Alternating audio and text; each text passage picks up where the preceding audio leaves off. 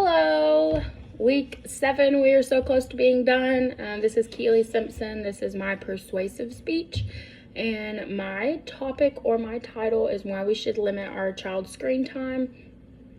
The first thing that I'm going to do is just go over what exactly screen time is and how much screen time the typical child spends on it daily. My second point is the effects of too much screen time and what it means for our children. How is it affecting them at school? How is it affecting their mental health? How is it affecting their relationships with their parents and their siblings?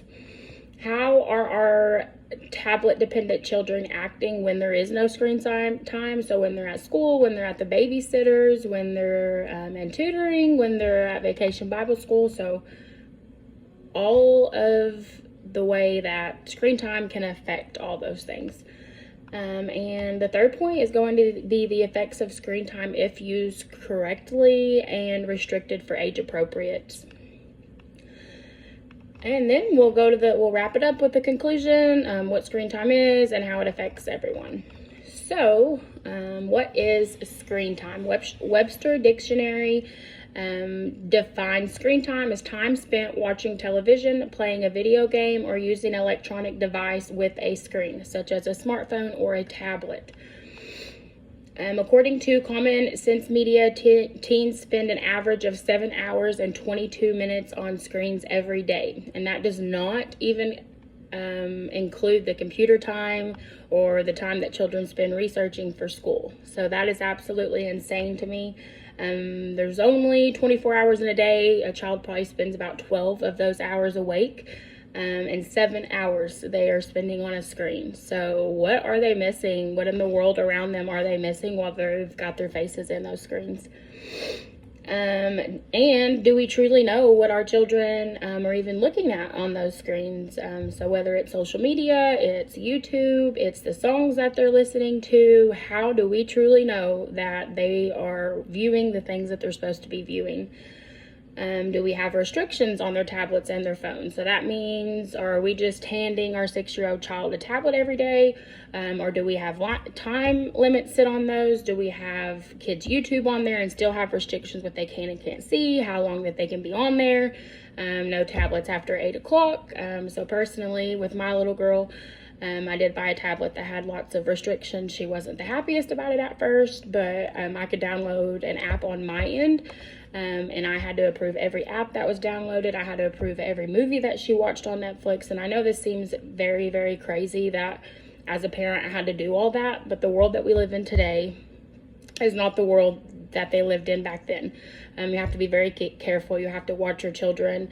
And just think about how all the decisions they make as a little kid is going to affect them in the future when they are a grown adult.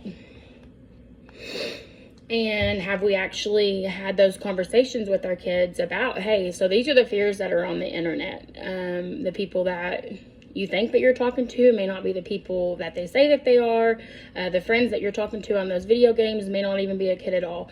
So I think if we're going to be trusting our children with tablets or with screens, we also need to be available to have those conversations with them, because children are innocent, they're naive, and they don't know what is out there. And as parents, that is our job to protect them. And the second point is the effects of too much screen time and what it means for our children. So are their grades declining in school? Are they having more behaviors at school and at home? And another thing that I learned about here recently is virtual autism. And I was just absolutely blown away by that. You know, doctors now are mistaking autism and virtual autism. They're getting them confused because they almost look the same in kids, and that's crazy because it's not that the kid even has autism or that there are things that are going on in their brain. It's just because they've spent too much time on a screen. So it says here, virtual autism is a form of autism spectrum disorder that is associated with children who spend a significant amount of time playing computer games or using social media. It refers to the challenges with social and communication skills that arise for excessive screen time and virtual interactions. So it's just basically these children have spent so much of their time in a screen, they don't know how to interact with normal people. They don't know how to get out of the house and go play games. And that can cause anxiety that comes with depression. So we don't realize it at the time, but it does have effects on our children. Even doctors are noticing that. So that's not just something that I'm saying. And I'm seeing a lot of parents these days, they're like, my kid is just so terrible. They have terrible attitudes. They're angry all the time. They're mean to their siblings. And we just need to take a step back and see why. Why are all these things going on? And I feel like a lot of these issues would probably stem from some kind of screen that our kids are watching during the day. And not only is it causing this virtual autism, but even in a lot of like obesities these days, they're kind of trying to tie those back to the fact that a kid has sit on a screen and the kid has had more snacks than they probably should have. So there's just a lot of things that we really need to we need to think about is how it's affecting our kids on all levels and not just one.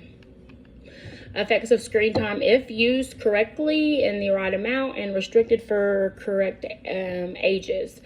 The National Library of Medicine states how helpful a screen can be and the benefits of having such resources at our fingertips. Cable and online programs that are age appropriate, co-viewed with family, and watched with purpose and limits can be immersive and very informative. Screen media can improve child's academic performances, enrich knowledge and literal skills, and help develop positive relationship with teachers and peer. Screen-based programs and approaches can encourage both autonomous and collaborative learning and stimulatory inquiry.